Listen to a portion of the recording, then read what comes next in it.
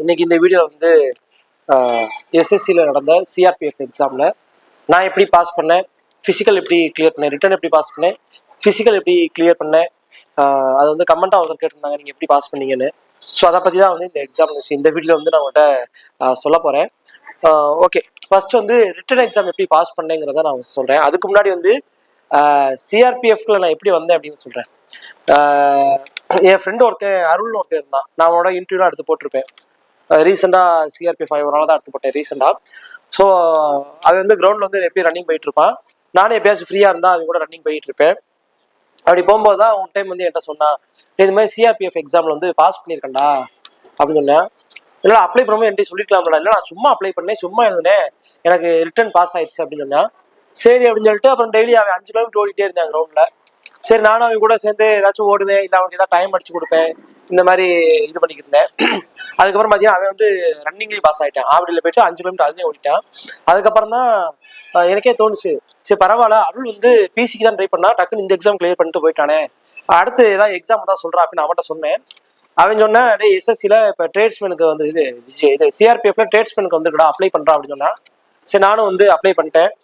Apply பண்ணும்போது அவன் என்கிட்ட சொல்கிறான், நீ அப்ளை பண்ணு, இது பண்ணு, ஆனால் வந்து இந்த வேலைக்கு நீ வராத அப்படின்னு சொன்னேன். ஏன்டா? இல்லை நீ வராதுன்னு சொன்னா. நான் இவனுக்கு தோணுச்சு, ஏடா இவன் வந்து எழுதி எல்லாம் போயிட்டேன், நம்ம மட்டும் வேலைக்கு வராத அப்படின்னு சொல்றேன் அப்படின்னு எனக்கு தோணுச்சு. இருந்தாலும் சரி ஓகே நம்ம வந்து எழுதுவோம் அப்படின்னு சொல்லிட்டு தான் இந்த எக்ஸாம் அப்ளை பண்ணி அதுக்கப்புறம் எழுதினேன். அவன் சொல்லாத வரைக்கும், அவன் சிஆர்பிஎஃப்ல நுழையாத வரைக்கும் எனக்கு சிஆர்பிஎஃப்னா என்னன்னே வந்து ஃபர்ஸ்ட் தெரிஞ்சிருக்காது. ஸோ அதனால சிஆர்பிஎஃப்னா என்னன்னு தெரிஞ்சதுக்கு வந்து ஃபர்ஸ்ட் வந்து அருள் தான், ஃப்ரெண்ட் அருள் தான் வந்து முதல் காரணம். ஜூலை 1, 2023 மதுரையில் பிடிஆர் காலேஜில் போயிட்டு எக்ஸாம் எழுதிட்டு வந்துட்டேன். 2 மணி நேரம் கழிச்சு ரிசல்ட் வந்துச்சு. அந்த ரிசல்ட்டை கூட நான் வந்து செக் பண்ணவே இல்லை. நான் தெரிஞ்ச கொஸ்டின் மட்டும் கரெக்டாக போட்டேன். மற்றபடி வந்து எவ்வளோ கொஸ்டின் கரெக்டாக போட்டேன், அந்த ஆன்சருக்கு எதுவுமே நான் செக் பண்ணவே கிடையாது. ஏன்னா நான் வந்து இந்த எக்ஸாமும் நான் ப்ரிப்பேர் பண்ணல. நான் படித்தது வந்து டிஎன்பிசிக்கு தான் படித்தேன். ஸோ டிஎன்பிசிக்கு படித்ததை வச்சு தான் இந்த எக்ஸாம் கிளியர் பண்ணேன். அது வந்து எனக்கு எக்ஸாம் ஈஸியாக தான் இருக்க மாதிரி இருந்துச்சு. மேக்ஸ், ஜிஎஸ் எல்லாமே ஆல்ரெடி டிஎன்பிசியில் படித்த மாதிரியே தான் இருந்துச்சு. அதை வச்சு தான் இந்த எக்ஸாம் இது பண்ணி கொஞ்சம் நல்லா தான் பண்ணிட்டு வந்தேன். அதுக்கப்புறம் பார்த்தீங்கன்னா வந்து அதோட வந்து சிஆர்பிஎஃப் ரிட்டன் எக்ஸாம் முடிஞ்சா. இப்போ வரைக்கும் ரிட்டன் எக்ஸாம் பற்றி சொல்லிட்டேன். இதுக்கப்புறம் ஃபிசிக்கல் எப்படி பண்ணேன் அதான் வந்து இதில் சொல்ல போகிறேன். நான் ஃபிசிக்கல்னு பார்த்தீங்கன்னா வந்து நான் தனியாக அது ப்ரிப்பேர் பண்ணல. ஏன்னா ஃபிசிக்கல் பண்ணுறதுக்கு வந்து இதுக்கு இன்னொரு காரணம் இருக்குது. அப்போதைக்கே வந்து தமிழ்நாடு எஸ்ஐ எக்ஸாம் இந்த ஜூலை மாதம் எஸ்எஸ்சி எக்ஸாம் முடிச்சுட்டு வந்தேன் பார்த்தீங்களா. அடுத்து ஆகஸ்ட்ல வந்து இது வந்துச்சு, தமிழ்நாடு எஸ்ஐ வந்துச்சு. அது போயிட்டு நான் இங்கே நம்ம திண்டுக்கல் பக்கத்தில், திண்டுக்கல் டு ஒட்டஞ்சத்திரம் கிருஷ்ணா காலேஜா ஏதோ காலேஜ் பேர் மறந்து போச்சு, அந்த காலேஜில் போயிட்டு எக்ஸாம் எழுதிட்டு வந்துட்டேன். அதுலேயும் கொஞ்சம் நல்லா தான் பண்ணியிருந்தேன். 115 கொஸ்டின் வந்து கரெக்டாக போட்டிருந்தேன். அப்போ நான் கட் ஆஃப்லாம் பார்க்கும்போது 115 இருந்தாலே வந்து நீங்கள் வந்து ஃபிசிக்கல் வந்து ட்ரை பண்ண ஆரம்பிச்சுங்க அப்படின்னு சொன்னாங்க. சரி ஓகே அப்படின்னு சொல்லிட்டு நான் வந்து இங்கே நத்தம் டிகேஜி ஸ்கூல்ல வந்து கவர்மெண்ட் ஸ்கூல்ல வந்து நான் ஃபிசிக்கல் வந்து பண்ணிக்கிறேன். அப்போ வந்து குமரன், மகேந்திரன் 2 பேர் இருந்தாங்க. ஸோ அவங்க தான் இங்கே வந்து ஒரு அகாடமி மாதிரி இந்த ஸ்கூல் பிள்ளைகள் எல்லாத்துக்கும் ரன்னிங், அத்லெட் எல்லாமே பண்ணிட்டு இருப்பாங்க. ஸோ அவங்கள்ட்ட ஜாயின் பண்ணி வந்து நான் வந்து ட்ரெயின் ஆகிட்டு இருந்தேன்.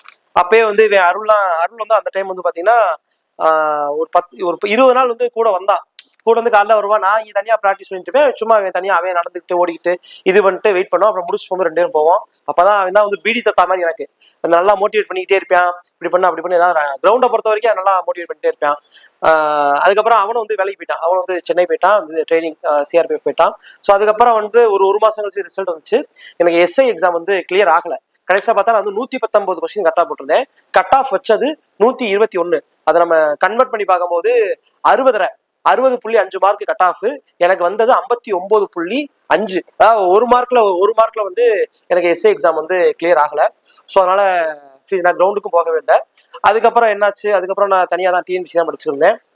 அதுக்கப்புறம் ஜனவரி, இன்னைக்கு நான் வீடியோ ஷூட் பண்றது ஜனவரி 11, 2024. இதே போன வருஷம் ஜனவரி 11, 25, இது 25, போன வருஷம் 2024 ஜனவரி 11ஆம் தேதி மெயின்ஸுக்கு ரிசல்ட் வந்துச்சு. மெயின்ஸை வந்து நான் கிளியர் பண்ணல, குரூப் 2 மெயின்ஸு. ஸோ அந்த வருஷத்துல இருந்தேன். அதுக்கிடையில பார்த்தீங்கன்னா வந்து அதுக்கு அடுத்த நாள் வந்து தமிழ்நாடு பிசி, அந்த எக்ஸாம் கிளியர் பண்ணியிருந்தேன். அதில் 59 மார்க் எடுத்து அதை கிளியர் பண்ணியிருந்தேன். ஸோ என்னடா பண்ணுறது, சரி குரூப் 2 மெயின்ஸ் வரல, பிசிக்காக ட்ரை பண்ணுவோம் அப்படின்னு சொல்லிட்டு பிசிக்காக வந்து கிரவுண்டு போகிறது, ரன்னிங் போகிறது, ரோப் ஏறுறது, லாங் ஜம்ப் இந்த மாதிரிலாம் பண்ணிக்கிட்டேன். அப்போதைக்கு என்னோட ஃப்ரெண்ட்ஸ் 3 பேர் இருந்தாங்க, ரமேஷ், முத்துப்பாண்டி, அருண். ஸோ இவங்க தான் வந்து நல்லா ட்ரெயின் பண்ணாங்க. ஏன்னா அவங்க ஆல்ரெடி பிசி எக்ஸாம் எல்லாமே ட்ரை பண்ணி அவங்க ஒரு செட்டு, அதாவது ஒரு 1 இயரா முன்னாடி எழுதி நல்லா ப்ராக்டிஸ்ல இருந்தாங்க. ஸோ அப்போ நான் ஃப்ரெஷ்ஷாக போனேன். அப்போதைக்கு அவங்க வந்து என்ன நல்லா கைட் பண்ணி இப்படிதான் பண்ணணும், இப்படிதான் ரோப் ஏறணும் அப்படிலாம் சொல்லிட்டு நல்லா கைட் பண்ணி உடம்பெல்லாம் குறைக்க வச்சது அவங்க 3 பேர் தான். ஸோ அதனால இவங்க 3 பேர்த்துக்கும் இந்த இடத்துல நன்றியை சொல்லிக்கிறேன். ஓகே, என்னோட ஃபோட்டோவையும் போடுறேன் பார்த்துங்க, என் ஃப்ரெண்ட்ஸ் தான் அவங்க. ஓகே, இதுக்கடையில் என்ன பார்த்தீங்கன்னா ஜனவரி 12ஆம் தேதி பிசிக்கல் இங்கே பிசிக்கு வந்து பண்ண ஆரம்பிச்சு பொங்கல் லீவு எல்லாமே பண்ணி அது பிப்ரவரி 6ஆம் தேதி சொல்லி அப்புறம் பிப்ரவரி 9ஆம் தேதிக்கு மாற்றி மதுரை திண்டுக்கல் சீலப்பாடியில் போயிட்டு பிசிக்கல்லாம் அட்டன் பண்ணிட்டு வந்துட்டேன். சரி, ஓகே. அதுக்கப்புறம் பார்த்தீங்கன்னா அப்புறம் நான் வந்து டிஎன்பிசி தான் படிச்சுட்டே இருந்தேன். அப்புறம் மே மாச பாதியில வந்து என்ன ஆயிடுச்சுன்னா சிஆர்பிஎஃப் ட்ரேட்ஸ்மேனுக்கு வந்து ரிசல்ட் வந்துருச்சு. ஆனா இதுக்கு முன்னாடியே என்ன பண்றது, டெய்லி போயிட்டு யூடியூப்ல எஸ்எஸ்சிக்கு ஏதோ இது சிஆர்பிஎஃப்க்கு ஏதோ ட்ரேட்ஸ்மேனுக்கு ரிசல்ட் விட்டாங்களா பாக்குறது, ஹிந்திக்காரன் வீடியோ பாக்குறது அவன் போட்டிருப்பேன்.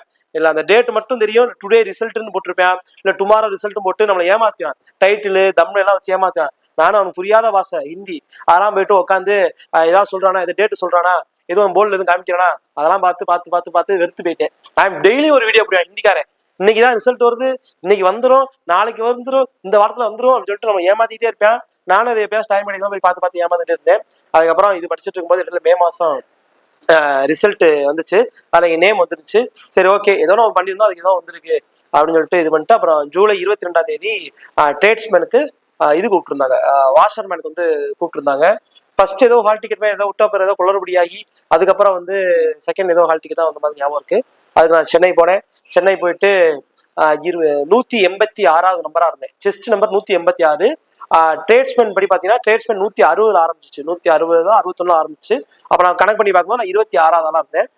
உள்ள போறோம் ஒரு வண்டியில கூட்டிட்டு போனாங்க. வண்டியில கூட்டிட்டு போயிட்டு ஒரு பெரிய ஹால் மாதிரி இருந்துச்சு.